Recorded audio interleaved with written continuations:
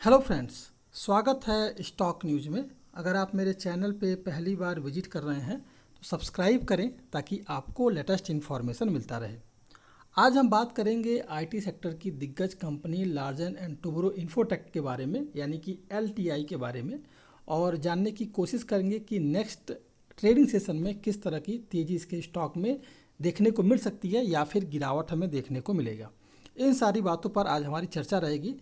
तो सबसे पहले देखा जाए तो ये स्टॉक जो है अपने लगभग हाई 52 वीक के हाई के बाद से जो है लगातार इसके स्टॉक में हमें गिरावट देखने को मिल रही है। फिलहाल ये स्टॉक आपको 48% के डिस्काउंट पर इस समय मिल रहा है। अगर आप इसे सस्ते में ख़रीद लेते हैं तो आपको कम से कम जो है 32% का मुनाफा जो है आपको शॉर्ट टर्म में हो सकता है। अगर देखा जाए तो पिछले ट्रेडिंग सेशन में, यानी कि 15 जुलाई के ट्रेडिंग सेशन में इस स्टॉक में लगभग 2.62% तक की हमें मजबूती देखने को मिली और ये स्टॉक जो है 3972 रुपये के करीब जो है बंद हुआ है।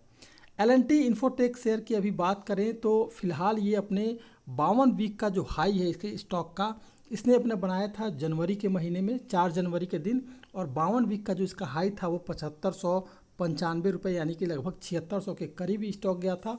और वहाँ से जो है लगातार इसके स्टॉक में आपको गिरावट जो है देखने को मिल रही है और वहाँ से लगातार इसके स्टॉक में लगातार टूट रहा है। इस ऊंचाई तक पहुंचने के बाद इसके बाद शेयर में लगातार एक बिकवाली का दबाव आया और 26 मई को जो है ये स्टॉक जो है 3733 रुपये के करीब चला गया था और अपने 52 हफ्ते के निचले स्तर तक जो है फिसल गया था। हालांकि फिर से जो है अगर देखा जाए तो इसके बाद जो है इसके स्टॉक में हल्की फुल्की तेज़ी दिखाई दी और अब तक जो है ये स्टॉक अब तक 8% तक जो है मजबूत हो चुका है। इसी कारण इसके स्टॉक में आने वाले ट्रेडिंग सेशन में भी आपको जो है तेज़ी दिखाई दे सकती है। अब सवाल ये उठता है कि आखिर में इसके स्टॉक में निवेश क्यों किया जाए। तो फिलहाल ये स्टॉक अपने सभी मूविंग एवरेज के ऊपर ट्रेड कर रहा है, यानी कि 200, 100 और 50 मूविंग एवरेज के ऊपर ये स्टॉक ट्रेड कर रहा है।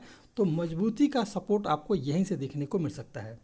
दूसरी बात अगर देखा जाए तो बीएसएफआई यानी कि banking, financial services and insurance vertical और बड़े सर्विसेज जो है, जो बड़े क्लाइंट हैं, इसमें जो है लगातार जो है खरीदारी कर रहे हैं। इसके बाद जो है बीएसएफ मोमेंटम में भी तेज़ी के आसार दिखाई दे रहे हैं। नए बड़े सौदे के दम पर इसे कारोबारी सपोर्ट मिलता हुआ दिखाई दे रहा है। इसके अलावा अगर देखा जाए तो फिलहाल जो है 200 करोड़ डॉलर की डील जो है पाइपलाइन में है इस कंपनी के लिए। वित्त वर्ष 2022 और 23 की पहली तिमाही अप्रैल जून 2022 में नेट न्यू बुकिंग और वित्त वर्ष 22-23 की दूसरी तिमाही यानी कि जुलाई सितंबर में अगर देखा जाए नेट न्यू बुकिंग और फाइनेंशियल ईयर 22-23 की दूसरी तिमाही यानी कि जुलाई से लेकर के सितंबर 2022 में बड़े जो सौदे हैं, बड़े जो डील हैं, उनके मिलने की संभावना जो है ज़्यादा है।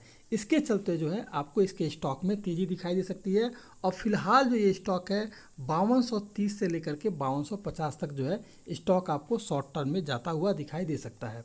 अब सवाल ये आता है कि इस स्टॉक में अगर आप इंट्राडे करना चाहते हैं तो कहाँ जो है इसके स्टॉक में ख़रीदारी की जाए। तो अभी अगर आप फिलहाल देखेंगे इसके स्टॉक में अगर गिरावट देखने को मिली तो जो पहला सपोर्ट नीचे की तरफ आपको मिलेगा वो है 3931 रुपये।